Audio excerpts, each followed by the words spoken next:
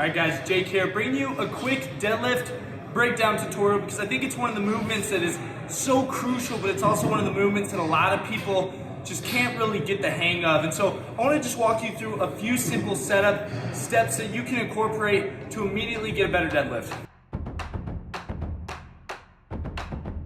Alright, so first thing you want to focus on when you're walking up to the bar is keeping your shins as vertical as possible. I think one of the mistakes that a lot of people make is when they get set up, they really squat into position so those knees are tracking way far over the bar. And if you really want to do this movement as efficiently as possible, you want to make sure that there's a vertical pathway for the bar so you're not having to get that bar away from your center of gravity, which is what a lot of people do when they have to go around their knees because they're over the bar. And that's what tends to put a lot of stress on a lot of people's lower back. So first and foremost, make sure those shins are vertical. You want to have that grip just outside of your knees as you begin to initiate the movement. Right before you pull that weight from the ground, it's very important that you create some tension within the bar and the rest of your body. So I always use the analogy for anybody who's gone boating and they've been on a tube when there's been slack in the rope and the boat's gunned it, it causes really bad whiplash. And that's what we want to avoid. We want to make sure that we create a little bit of tension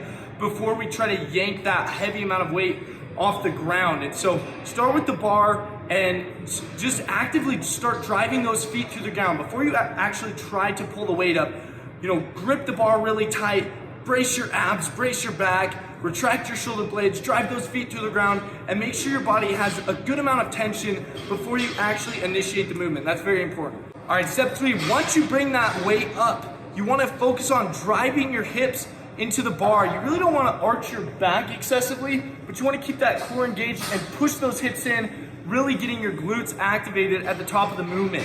And then another mistake that a lot of people make is when they bring that weight down, they arch their lower back and they try to squat the weight down rather than keeping that core engaged and hinging at the hips and allowing that torso to naturally tilt forward.